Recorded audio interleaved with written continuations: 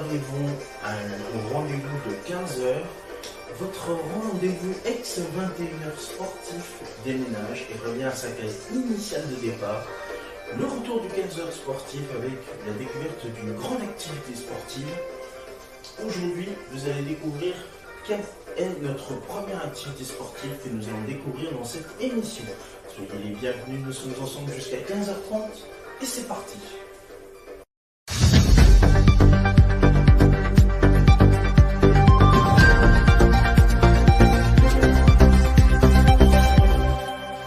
Bonjour à toutes et à tous, aujourd'hui nouvelle vidéo sur le handball et aujourd'hui on s'attaque à une vidéo entraînement. On va faire une séance technique qui sera principalement destinée au tir et ce sera une catégorie d'âge visée pour les moins de 11 filles, les moins de 11 garçons ou pourquoi pas le mini-hand pour apprendre à tirer correctement et avec des bases solides, tout ça en 1h15. C'est parti.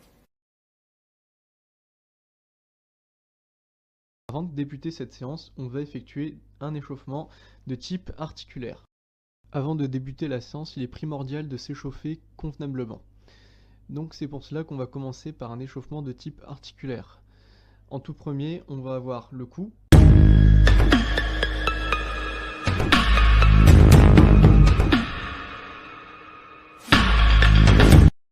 Ensuite, les épaules.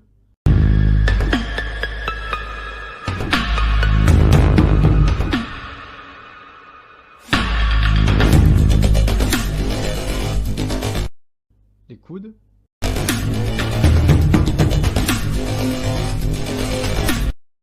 Les poignets. Le bassin. Les genoux.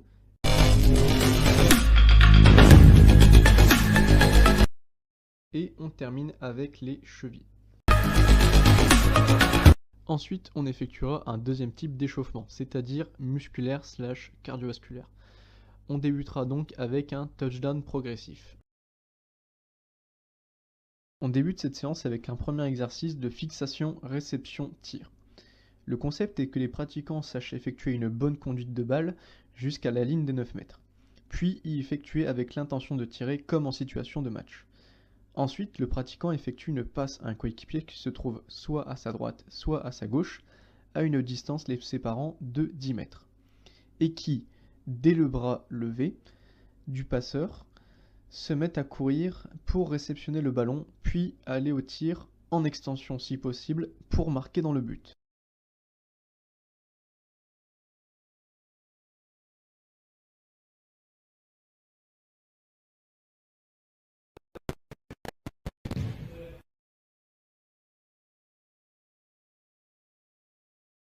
Ensuite, on passe avec un deuxième exercice de tir au poste avec deux possibilités. Le concept est que les pratiquants sachent tirer à leur poste respectif avec la possibilité de choisir deux voies, soit celle de gauche, soit celle de droite, en fonction des membres dominants utiles au tir en extension. Il faudra donc que le pratiquant qui veuille tirer se positionne très loin de son passeur, qu'il lui fasse une passe pour débuter sa course, que le passeur lui effectue une passe pour qu'il la réceptionne, et qu'ensuite il choisisse la voie qui lui plaît.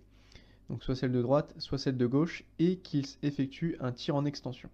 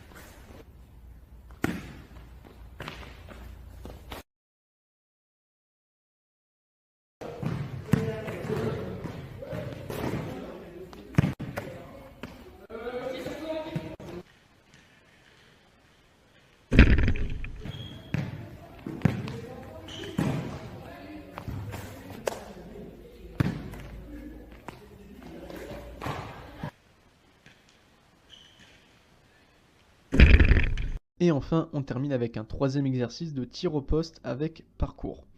Le concept est que les pratiquants sachent tirer à leur poste respectif avec la possibilité de choisir deux voies, celle de gauche soit celle de droite, en fonction des membres dominants utiles au tir en extension. Les tirs seront parsemés d'obstacles constitués sous forme d'ateliers, sauf les tirs à l'aile. Et les joueurs sont obligés de sauter au-dessus des haies mises à disposition des différentes voies construites préalablement.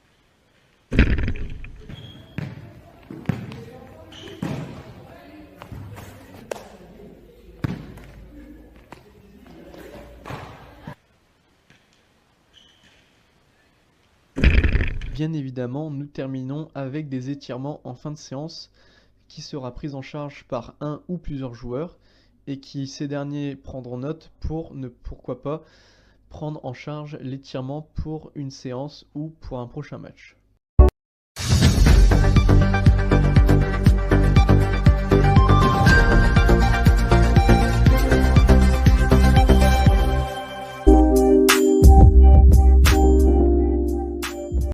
Bonjour à toutes et à tous, aujourd'hui on se retrouve pour une nouvelle vidéo sur le handball. Alors aujourd'hui on est dans le thème des connaissances générales liées au handball et aujourd'hui on va voir le terrain. Donc le terrain, pourquoi pas les stades si j'y pense, mais pour l'instant on va décomposer cette vidéo en plusieurs parties. Donc il y aura premièrement l'aire de jeu, les buts plutôt, et les lignes qui servent de marquage pour le jeu. C'est parti.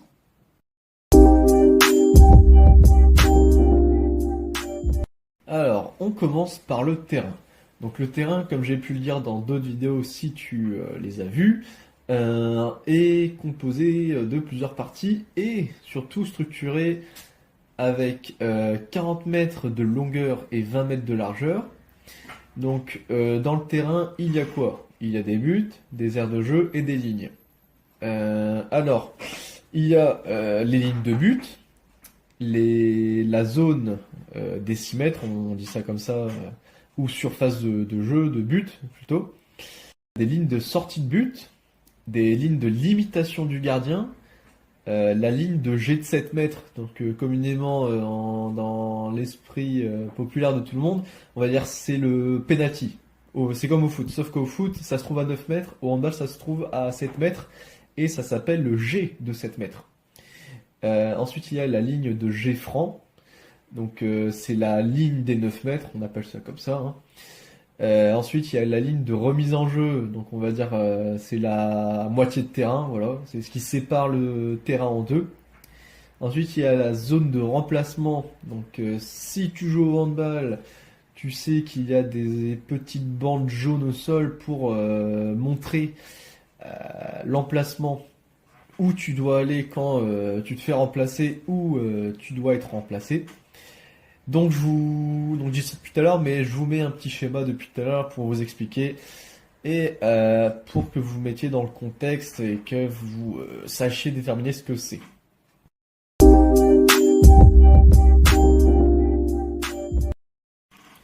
Alors ensuite, on passe à l'aire de jeu. Donc l'aire de jeu, c'est un rectangle de longueur de 40 mètres et 20 mètres de largeur, pardon, comprenant la surface de jeu et deux surfaces de but.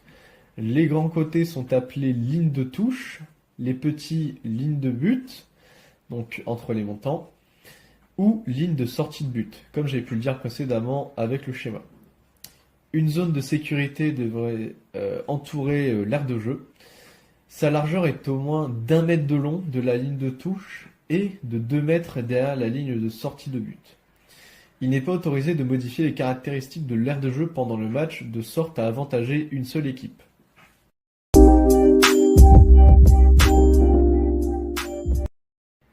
Ensuite, on passe au but. Donc le but est placé au milieu de chaque ligne de sortie de but.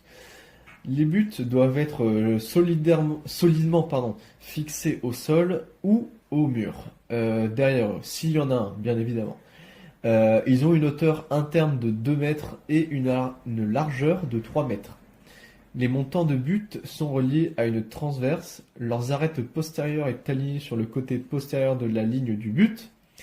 Les montants et la transverse doivent être présentés une section de carré de 8 cm. Ils doivent être peints sur les 3 faces visibles du côté de l'aire de jeu en 2 couleurs contrastantes, généralement rouge et blanc. Vous pouvez voir ça généralement dans les gymnases multisports.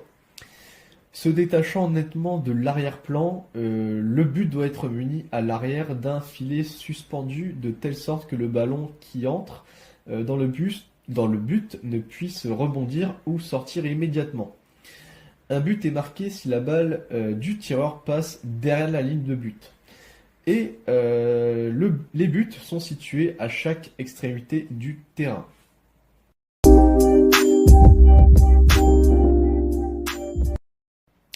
Et enfin, on passe aux lignes. Donc la ligne de but est tracée entre les poteaux d'un but. Elle fait 3 mètres de long.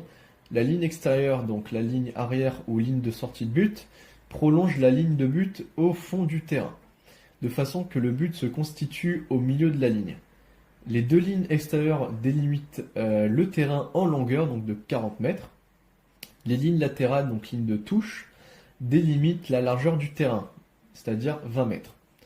La ligne médiane relie les milieux des lignes de touche. Ces lignes sont continues. Devant chaque but se trouve la surface de but, appelée aussi zone, ou zone décimètre si tu pratiques le handball, tu peux dire ça aussi. Elle est délimitée par la ligne de surface de but, donc ligne des 6 mètres, comme j'ai pu le dire juste avant. La ligne de limitation du gardien de but, donc ligne des 4 mètres, est une ligne de 15 cm de long tracée parallèlement devant le but, à une distance de 4 mètres. Le gardien peut avancer jusqu'à cette ligne pour se défendre d'un jet de 7 mètres, donc autrement dit un penalty, voilà, comme un penalty au foot. Tiré à l'occasion depuis la ligne de tir, donc ligne des 7 mètres.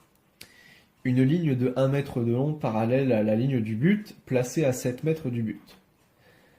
La ligne de jet de franc, donc ligne des 9 mètres, est une ligne discontinue tracée à 3 mètres de la ligne de surface de but, et donc à 9 mètres du but.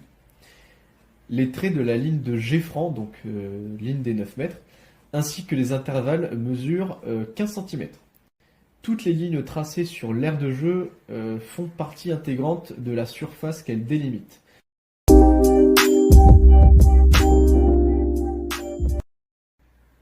Pour conclure, alors déjà j'ai dit beaucoup trop de fois le mot ligne, si tu as pu le remarquer dans cette vidéo, et justement on va lancer un petit jeu pour que ce soit un peu plus interactif dans les commentaires. Il faut que tu comptes jusqu'à la fin de la vidéo, jusqu'à ce qu'il soit marqué, alors je sais pas elle va durer combien de temps, mais à la toute dernière seconde, il faut que tu comptes le nombre de fois où j'ai dit le mot ligne, que ce soit au pluriel, singulier, tout ce que tu veux. Mais je lance un petit défi, et en commentaire on verra qui est-ce qui a raison. Donc voilà, je disais, est-ce que je m'égare? Donc le terrain, il n'est pas si compliqué que ça à comprendre. Il y a beaucoup moins de marquages que dans d'autres sports. Alors je ne connais pas les marquages d'autres sports, mais pour moi c'est assez simplifié. Si je résume tout ça, en prenant le schéma devant les yeux. Hop, alors déjà, il y a deux buts aux extrémités, comme par exemple au foot. Ensuite, tu as une zone de 6 mètres qui est réservée spécialement aux gardiens. Ensuite, tu as une zone des 9 mètres, donc qui est délimitée par la ligne des 9 mètres qui est discontinue. Donc c'est composé de plein de petits traits qui sont faits avec une sorte d'arc de cercle. Ensuite, tu as une ligne de jet de 7 mètres, enfin en gros la ligne de penalty, on va dire ça comme ça, allez, plus facilement, voilà. Ensuite, tu as la ligne qui sépare les deux camps, on va dire ça comme ça, donc la ligne du milieu de terrain. Et enfin, tu as les lignes de remplacement ou de changement, c'est toi qui vois comment tu appelles ça, qui servent du coup au replan. Oula, oula, c'est fin de journée, c'est dur. Qui servent au remplacement, tout simplement. Quand ton coach te dit, tiens, tu rentres à la place d'un tel. Non, bref.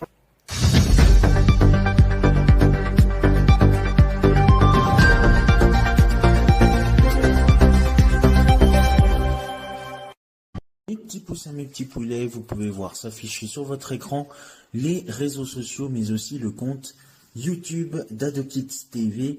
Commentez, likez sur Facebook et Instagram et abonnez-vous à la chaîne YouTube d'AdoKids TV. Et c'est la fin de ce 15 heures sportif. Merci à vous de votre fidélité de nous avoir suivis. Tout de suite, la suite de vos programmes avec le 15-30 Big Game pour une nouvelle aventure à la découverte du plus beau paysage, patrimoine, richesse, ville et village en France métropolitaine, mais aussi et surtout en Europe. Restez avec nous, très bel après-midi sur AdoKids TV ensoleillé. Merci, salut.